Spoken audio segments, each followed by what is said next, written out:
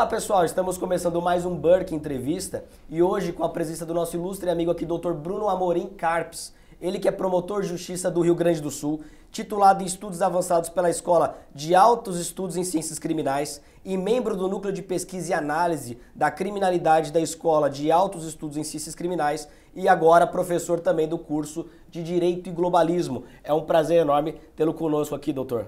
Prazer é todo meu, Diego. É uma satisfação vir ao instituto que preserva esses valores universais tão caros à nossa sociedade e com muito orgulho, então, participo desse curso que vem trazer talvez novas luzes aos debates a respeito do direito, globalismo e marxismo no direito. Certamente, eu tive a oportunidade de assistir a gravação da aula, doutor.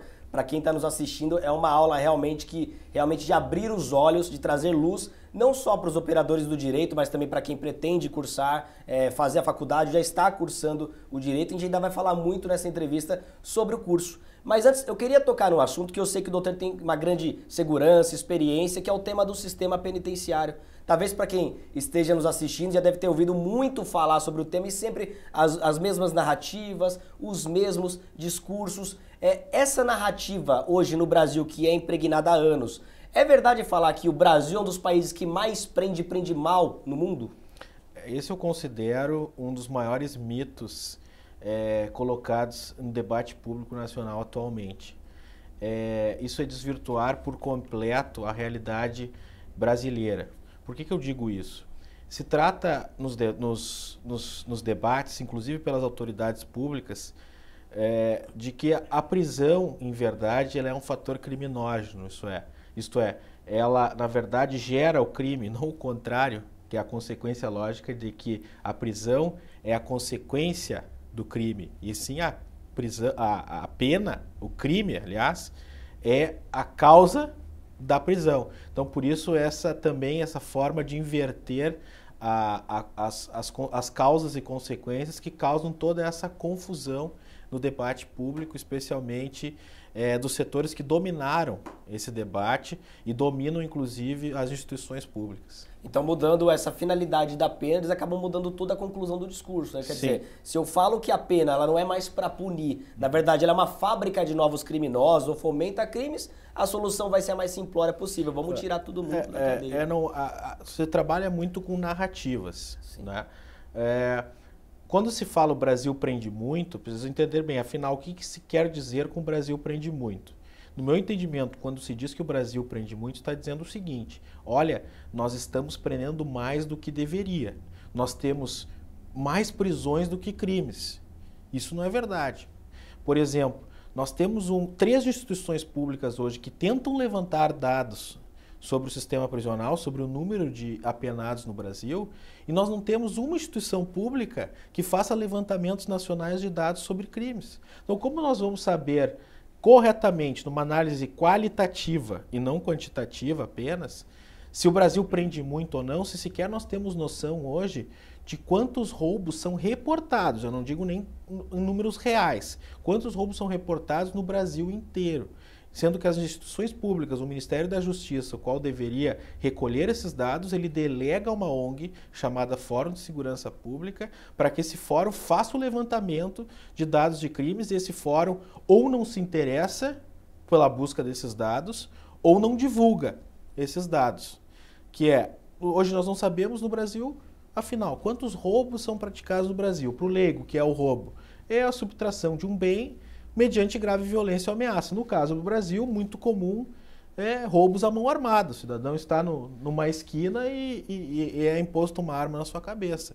Veja, falando de narrativas, recentemente saiu uma entrevista do ministro da Segurança, o novo ministro da Segurança, e ele falava o seguinte: ele afirma que a justiça criminal adota o encarceramento como solução no país. Lê do engano. Justiça criminal, ela não adota política pública. Ela aplica política pública.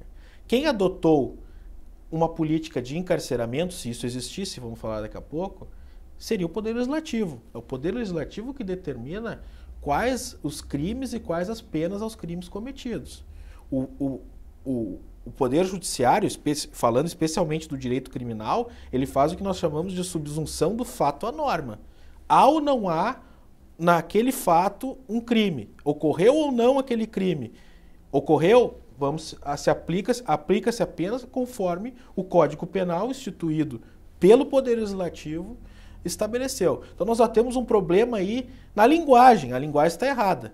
Imputando ao Poder Judiciário uma política. Não. Política, só quem faz é o Poder Legislativo. Sequer o Poder Executivo pode estabelecer política de segurança pública. Esse é o papel do Poder Legislativo. E quem dirá, então, como no Brasil está acontecendo, de inúmeras ONGs determinando política de segurança no Brasil, ONGs sem qualquer legitimidade representativa da sociedade. Quer dizer, grupos não eleitos pelo povo que ficam ditando os rumos aí da segurança pública, do sistema penitenciário. Exato. Então nós temos um levantamento de dados, né?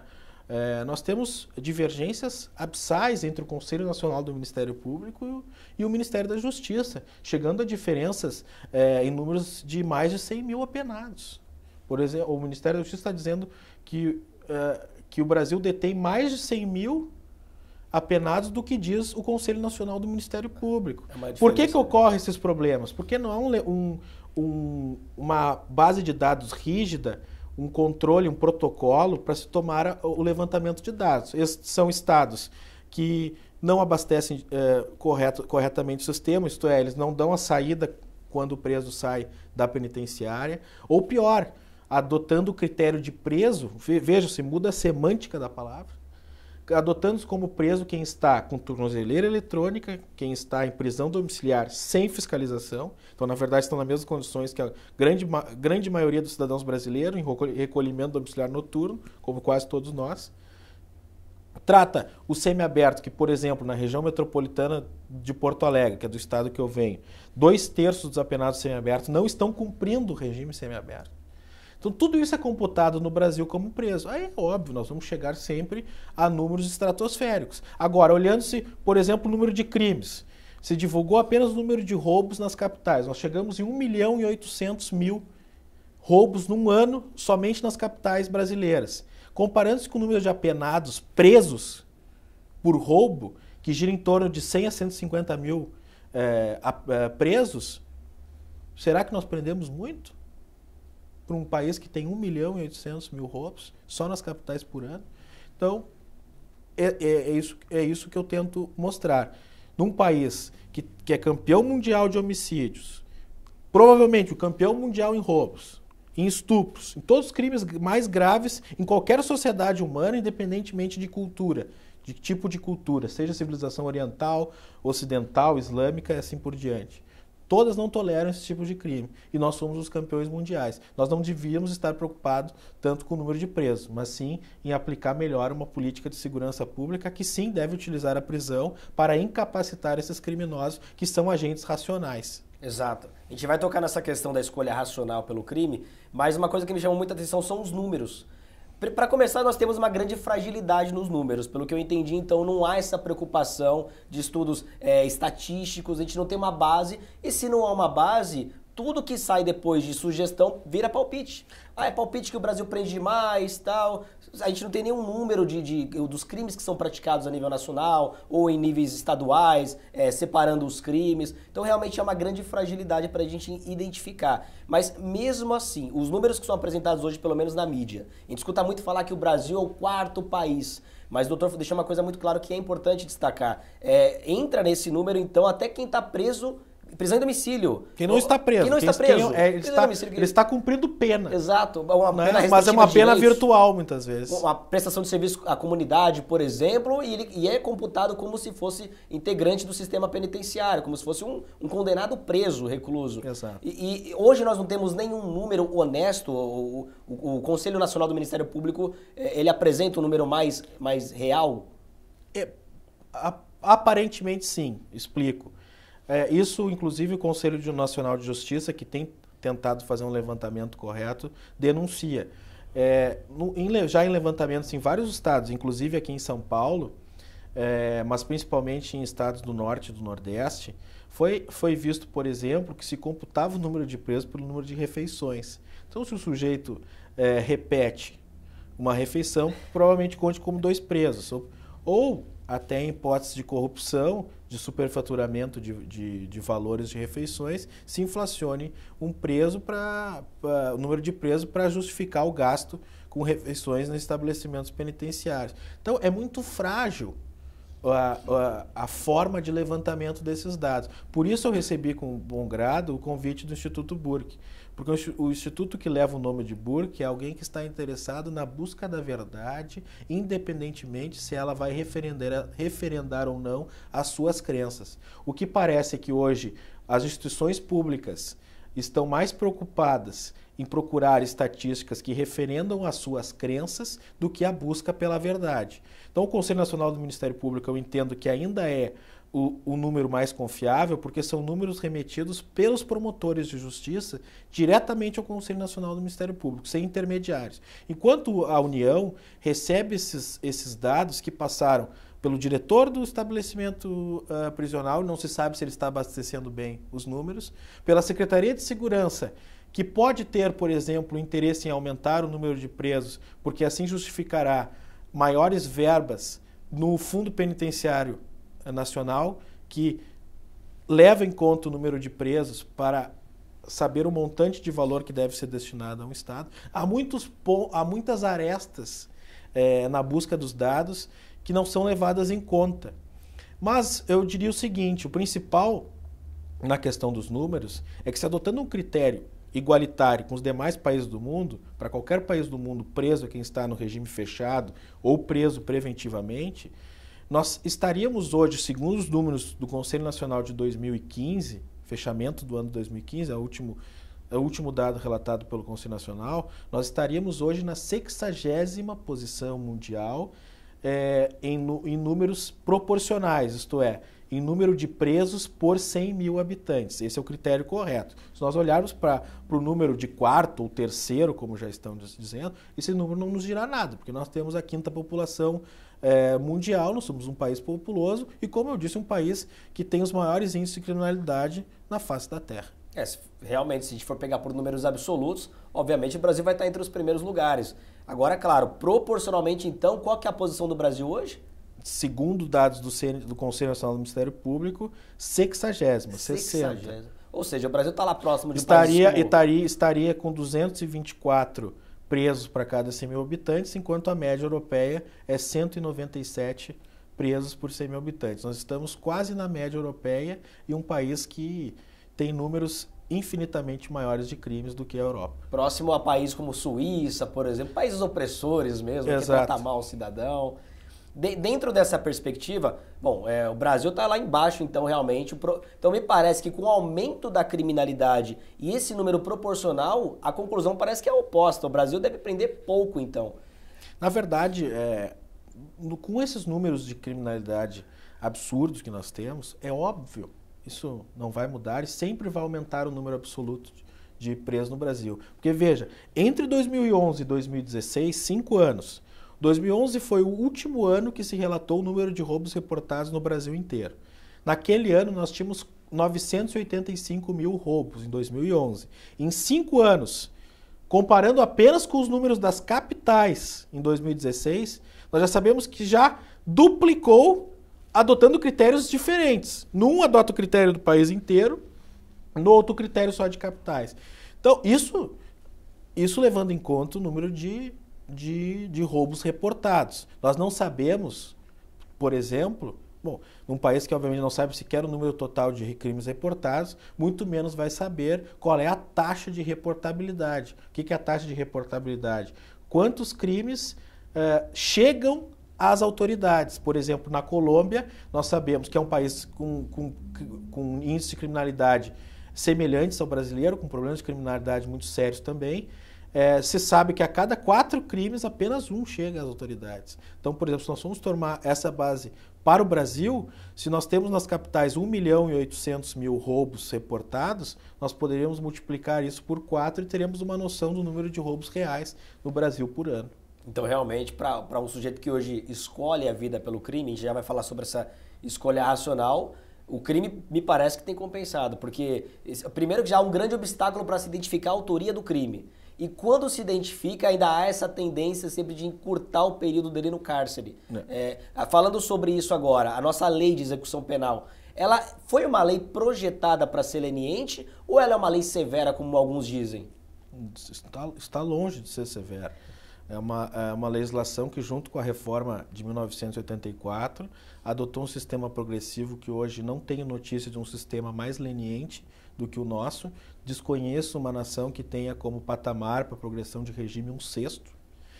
Olharmos aqui para os nossos vizinhos, a Argentina é metade, o Chile sequer adota sistema progressivo, a Espanha, com crimes maiores de 5 anos, adota sistema progressivo, mas a partir da metade. Portugal, também para os crimes mais graves, que na verdade quem está preso no Brasil é só por crimes graves, né? Isso é outra coisa. Existe muita falácia que existem pequenos criminosos de crimes de bagatela. Isso é uma falácia completa. Basta olhar os próprios relatórios, que dizem quais são os crimes ali relatados, todos os crimes graves, que causam desarmonia social completa, como nós temos hoje. Então, nós temos que avaliar todas essas questões e sair um pouco do nosso provincianismo e abrir a cabeça para o mundo. Eu desconheço e desafio qualquer um a me relatar um país que tenha adotado uma política desencarceradora que tenha diminuído seus índices de criminalidade. Eu desafio a me mostrarem um país que adotou, me mostre, houve uma mudança legislativa que afrouxou o sistema penal e tenha diminuído os crimes no seu país. Eu desafio. Ou seja, é um método que pode até ter sido testado em outros países do mundo, mas que nunca funcionou. Não. Se ele não tem lógica, ele tem o quê? Se não é lógico, só pode ser ideológico. Nessas questões ideológicas, que a gente acaba discutindo muito sobre narrativas para se construir, para se falar sobre o sistema penitenciário. Dentro dessas narrativas ideológicas, eu acompanhei sua aula e realmente vi que alguns pontos realmente foram desmistificados de uma forma muito clara. E eu queria tocar nesse ponto. Porque a gente escuta muito essa narrativa que tem que ressocializar o sujeito entra, uma hora vai sair, tem que sair melhor. Só que ao mesmo tempo, são as mesmas pessoas que fazem o discurso que é a sociedade que corrompe esse sujeito. É a sociedade que faz o sujeito escolher o crime, que influencia ele a praticar crimes. Me parece que falta um pouco de lógica, porque se a gente tem que tirar o sujeito para ele se ressocializar e colocá-lo novamente com aquela sociedade que supostamente o corrompeu, não faz muito sentido isso. De onde vem essas ideologias? Essa sua conclusão é perfeita, porque é a subversão completa, né? Você trata o sujeito que tem uma conduta desviante antissocial como alguém correto e a sociedade e o resto dos cidadãos que não comete crimes, que são... Vamos lembrar, parece que nós estamos esquecendo as bases, né, do direito penal. Ali foram selecionados pelo legislador com base no anseio social, os bens jurídicos, as condutas que a sociedade não pode tolerar sob pena de barbárie. Isso é o direito penal mínimo, né? É tratar assim, existe uma parcela da vida em sociedade que a sua atribulação não pode ser tolerada sob pena de desfazimento da própria sociedade. É isso que o direito penal protege. Questões não tão graves ficam para os demais ramos do direito, com uma amplitude muito maior. Então, se vê que se trata assim de narrativas. Hoje eu diria que nós já estamos na terceira, quarta geração de operadores do direito provenientes de uma escola jurídica já um tanto deturpada, né? Eu mostro nas minhas aulas o quanto documentos do Poder Judiciário, do Conselho Nacional de Justiça, do Ministério da Justiça, já colocam entranhados ideias marxistas, claramente marxistas. Por exemplo, eu via na entrevista agora do ministro da Segurança. Quando ele fala de criminalidade, ele não fala sobre o criminoso e o crime. Ele diz o seguinte, ele fala do problema da opinião pública. Ou seja, o que é a opinião pública? É a sociedade. Ele diz o seguinte, exposta, vulnerável e com medo da violência, o problema não é a violência, é o medo que ela gera. Veja a questão linguística aqui. A saída para a opinião pública é prender. Quando não, infelizmente, matar. Ele já está dizendo que essa sociedade é corrompida. Como dizia Foucault, como dizia, inúmeros sociólogos, filósofos marxistas que influenciaram o nosso cenário jurídico. Essa não é a saída que tem que ter. O prende, prende, prende leva a isso. O que ele está dizendo com isso? Que a prisão tem um fator criminógeno. Que a prisão gera o crime e não o contrário. Isso tudo é um produto dessa subversão filosófica, materialista que ocorreu especialmente a partir da década de 70 no nosso país. E lendo um discurso como esse, muitos não devem perceber, né? Quer dizer, o ministro da Justiça que deveria nos apresentar a solução, ele abandona o foco da criminalidade e começa a criticar a opinião pública. A opinião pública, a sociedade. A sociedade. E para depois chegar na mesma conclusão. E aí eu vejo uma incongruência.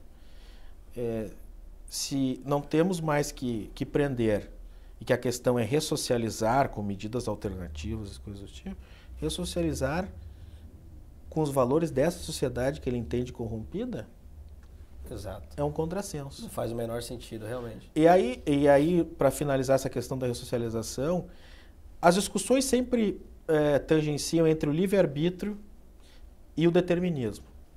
E aí tem graus nessa escala, nesses extremos.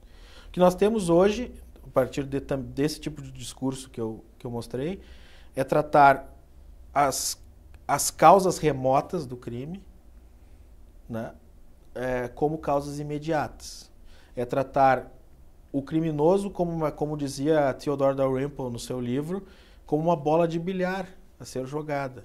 Isso desumaniza o próprio criminoso, porque é tratar a prisão, por exemplo, se tratarmos a prisão como finalidade e princípio a ressocialização, nós estamos dizendo que a prisão deveria ser uma assistência técnica de gente. E gente não é máquina. As pessoas são dotadas de razão e de livre-arbítrio. Por isso é preciso perguntar antes para o criminoso: o senhor tem interesse realmente de parar de cometer crimes? E nós temos pesquisas, eu mostro isso nas minhas aulas, que mostram que a maioria dos criminosos não tem interesse, porque os incentivos para continuar no mundo criminoso e os custos são baixos. Por exemplo, estudos de economistas brasileiros indicam que a chance de sucesso no crime, hoje no Brasil, é maior do que 95%. Isso deixa muito claro que o crime realmente é uma escolha racional, totalmente racional. Todas as entrevistas feitas pelos poucos economistas e econometristas, como o Peri Chiquida, do Paraná, que entrevistam os presos, mostram que exatamente isso, dito já nos Estados Unidos por Gary Becker, na década de 60. Todos os criminosos são agentes racionais e que buscam entender como funciona o sistema criminal, quais são os seus custos e os seus benefícios. E eles sim estão vendo que o custo é baixíssimo e a grande maioria confessa que entraram no mundo do crime pelos vícios humanos já relatados, por exemplo, na Bíblia. Cobiça, ganância e toda espécie de vício. E esse discurso desvinculado da realidade, que fala sempre num aspecto coletivo, abstrato, coloca na sociedade, ele acaba fomentando ainda mais esses vícios nesses criminosos que sabem que as pessoas que representam a sociedade não os tratam como um ser desviante da harmonia social, mas sim como apenas um dissidente dessa sociedade que está corrompida. Então, tirando uma conclusão de tudo isso que o doutor falou, seria uma cultura da impunidade, né? Onde a gente olha para o criminoso, às vezes, como um coitado, ele não escolheu, e ele sabe, isso acaba incentivando, a sociedade acaba sendo a culpada. Então, a gente consegue concluir de um modo diverso também. Há estudos em outros países, no sentido de que quando o criminoso tem a certeza da punidade, da punição, do cárcere, que ele vai sofrer. Isso reduz o índice de criminalidade, sabendo que ele vai ser punido, que o crime não vai compensar? Muitos estudos, especialmente nos Estados Unidos da América. É o que eu falava antes sobre o nosso provincianismo. Nós desconsideramos por completo os estudos realmente científicos que deram certo e mostraram resultados nos Estados Unidos da América. Por exemplo, a própria França socialista, em certa época, determinou que certos criminologistas, autoridades que estavam na segurança na segurança pública daquele país, fossem aos Estados Unidos aprender um pouco do tolerância zero, do tolerance zero, que eles diziam. E então, a França também teve a humildade que o Brasil não teve em buscar entender as causas reais do crime e como os criminosos pensam. Existem estudos do Steve Levitt, que é um economista famoso, que fala que a cada criminoso preso, criminoso vinculado a crimes contra o patrimônio, são 15 crimes contra o patrimônio reduzidos por ano. Né? Existem diversos crimes. Os gráficos nos Estados Unidos mostram que o aumento do encarceramento gerou diminuição dos crimes naquele país. Por exemplo, crimes contra a propriedade nos Estados Unidos, os Estados Unidos recolhe dados sobre crimes desde a década de 60. Crimes contra a propriedade nos Estados Unidos, nunca houve um índice tão baixo na história quanto nessa última década. E o Brasil, ele parece que caminha em sentido diametralmente oposto. Ao invés de ouvir estudos científicos de profissionais da área da segurança pública, acaba ouvindo mais sociólogos, estudiosos de gabinete. E é interessante falar sobre isso, porque isso aconteceu nos Estados Unidos da América. Parece que nós estamos vivendo hoje com números muito piores do que os Estados Unidos na década de 60, mas o que acontecia naquela década. Todas as autoridades públicas ouviam apenas sociólogos, antropólogos, e coisas do gênero, que tratam muito de narrativas, de coletivismo, de abstrações.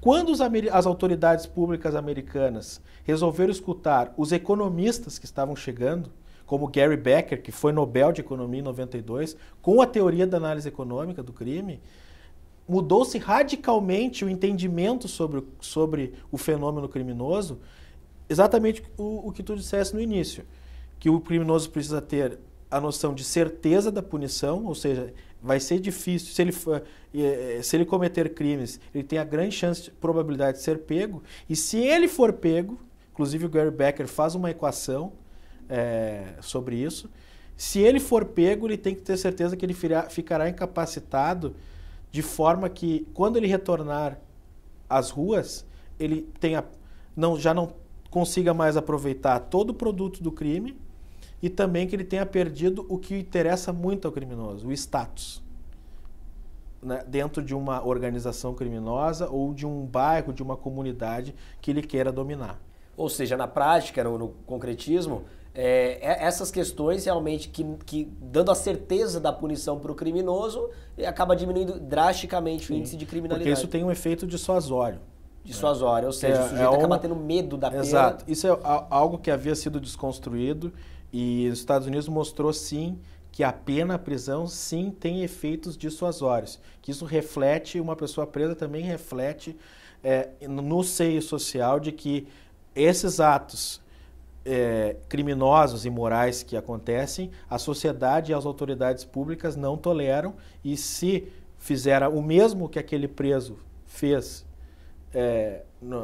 nas ruas, ele terá a mesma repercussão. E isso sim, comprovado cientificamente, em vários estudos nos Estados Unidos, tem efeito dissuasório, sem dúvida nenhuma. É interessante mostrar isso. O James K. Wilson, que foi o grande autor americano que revolucionou, era professor em Harvard, tem um livro chamado Thinking About Crime, Pensando sobre o Crime, ele trata muito bem disso. Hoje se vê, como eu falei, nós temos existe esse preconceito contra a sociedade, uma ideia de sociedade. E com base nisso, se cria um preconceito contra o senso comum, que é o que nós recebemos dos nossos antepassados, que nós não precisamos repetir. O que é? Tentativa e erro. Nós não precisamos errar de novo o que já foi errado e consertado no passado.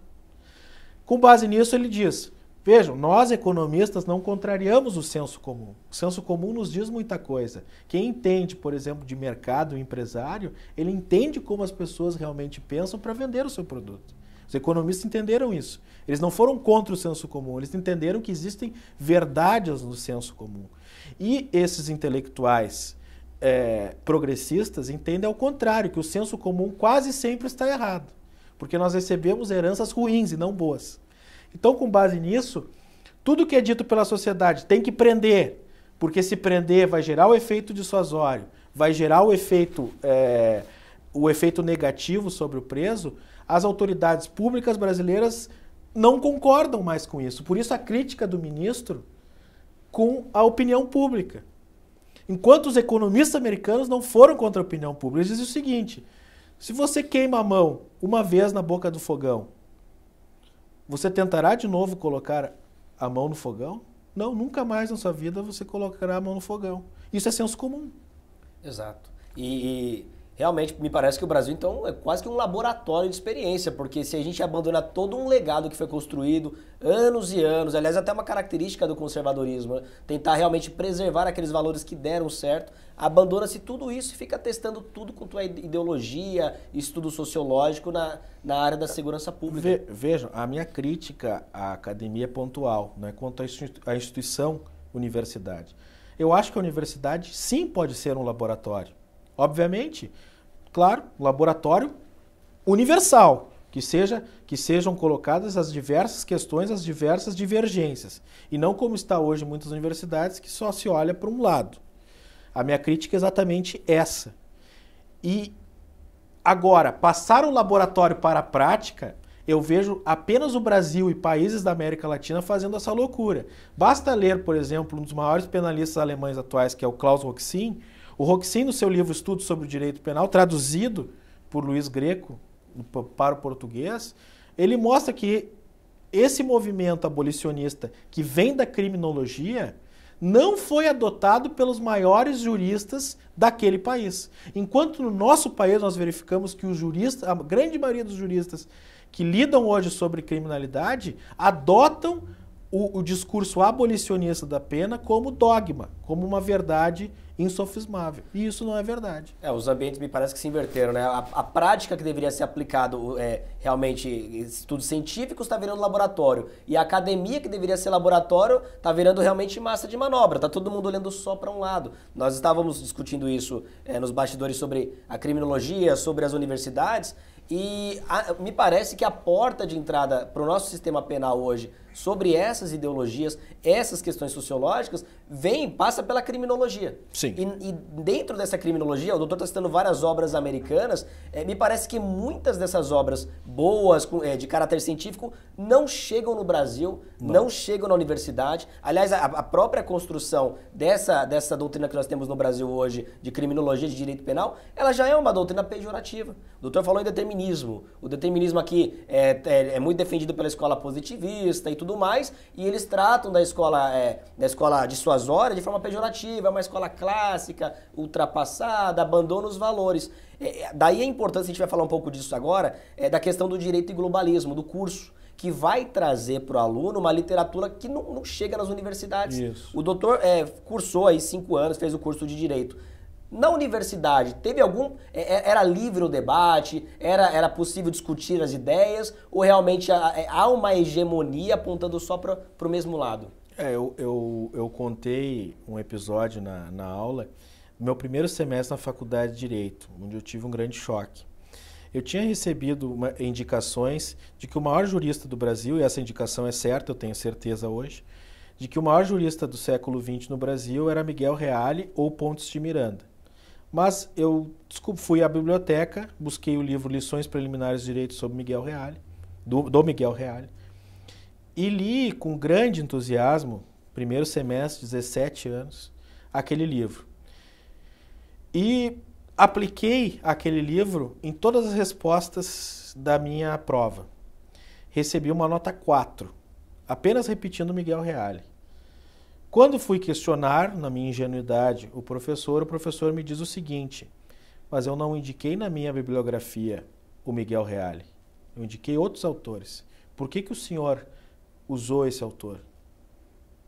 Olha, me falaram que esse autor era muito bom. Não, esse autor não é o que eu recomendei. E por isso o senhor levou 4. Ali eu aprendi, infelizmente, que está havendo, em grande parte da academia, um pacto de mediocridade entre o aluno e o professor. Isso é muito sério e é difícil de dizer. O aluno exige que na prova só possa ser requisitado o que foi dado em aula, ou seja, o que está no caderno, e o professor não exige leituras complementares, ou exige só a leitura complementar que ele quer e não aceita outro tipo de literatura. E, como aconteceu comigo, acaba advertindo o aluno de que ele não deve buscar outras obras. Isso, para mim, infelizmente, é um pacto de mediocridade entre o aluno e o professor. E dentro da minha... E, infelizmente, tive, obviamente, grandes professores que eu devo muito, que me indicaram obras maravilhosas, especialmente em Teoria Geral do Direito, Constitucional, mas que, infelizmente, eram professores que não eram também tão valorizados pelos alunos. É interessante falar isso, porque provavelmente o doutor teve grandes profissionais que o resgatou dessas trevas mesmo, Sim, do desconhecimento. com toda porque certeza. isso não acontece com a maioria dos estudantes. Tá? Numa universidade, claro, 5 anos de estudo, mas hoje nós estamos colhendo os frutos dessa universidade, né? Muitos operadores do direito que só conseguem enxergar um lado, ficam só repetindo discursos, tudo. A gente trabalha muito com a preparação de candidatos para concurso público e a gente percebe sempre o mesmo discurso e ninguém se questiona o que está falando, o que está na lei, essas doutrinas, essas ideologias. Então, realmente, o papel fundamental de esclarecer.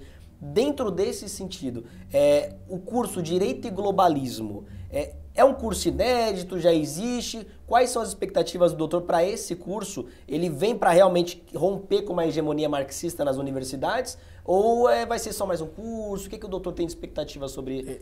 Esse curso, para mim, é uma grata surpresa.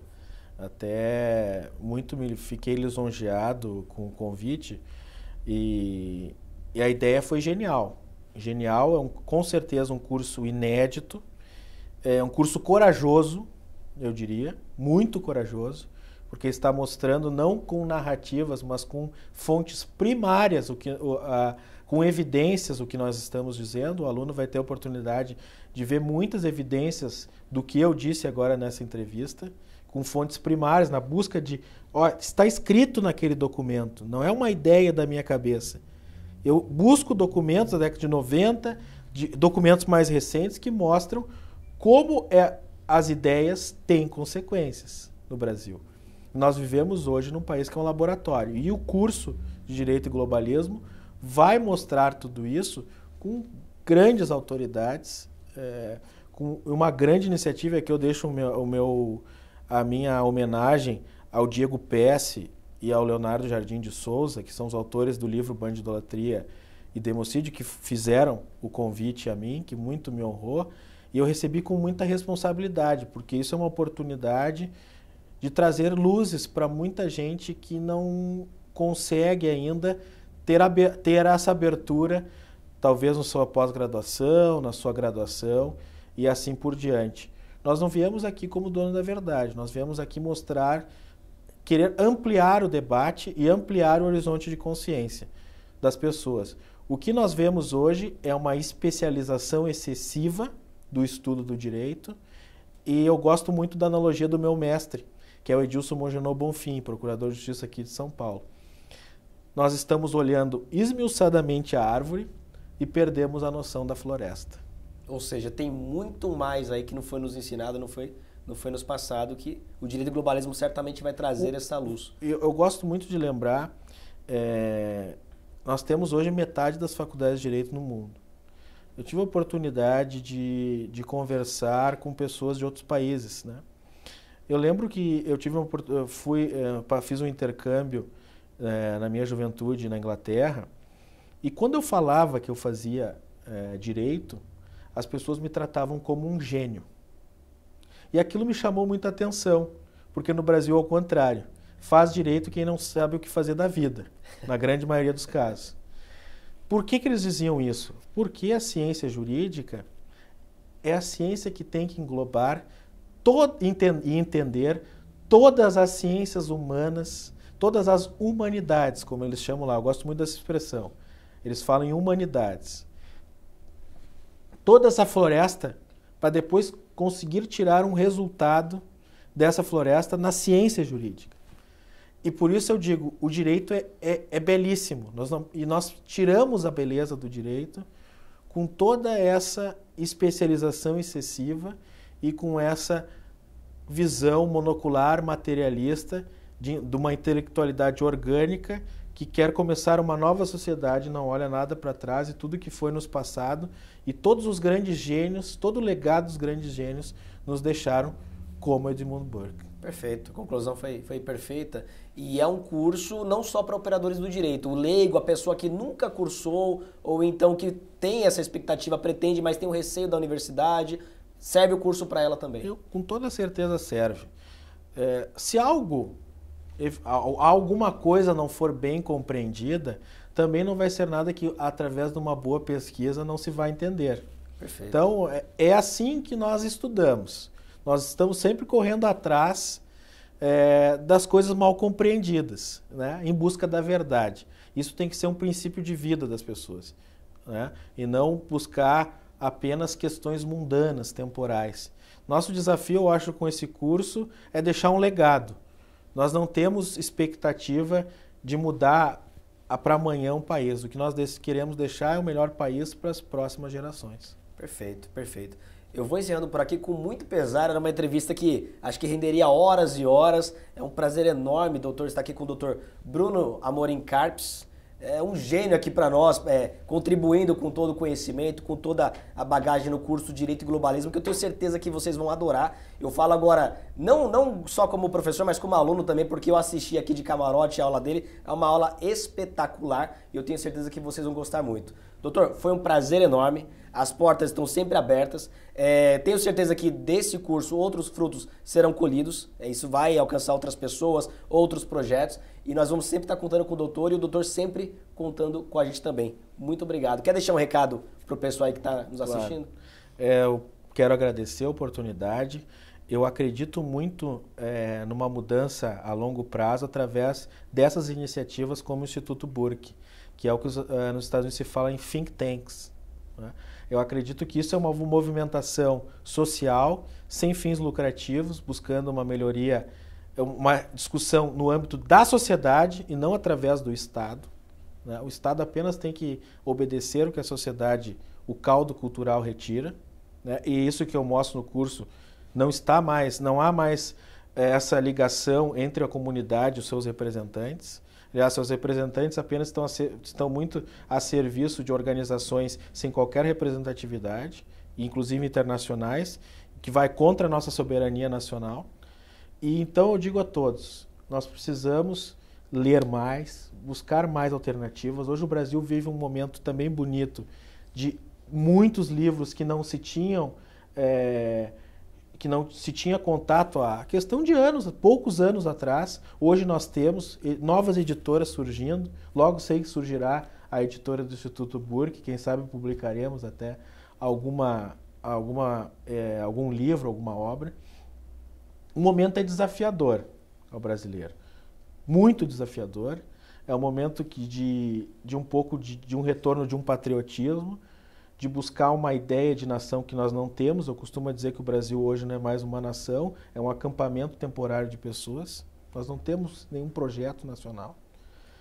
E para buscar um projeto, nós precisamos buscar a essência do ser humano, o que o ser humano pode desenvolver, as suas capacidades, o que nós perdemos. Nós precisamos buscar tudo isso. E nós buscaremos através dos gigantes e das experiências do passado, mas sempre buscando uma melhoria, aprendendo com o passado, mas olhando para o futuro. Perfeito. Essa é a ideia do conservadorismo, que eu aposto muito.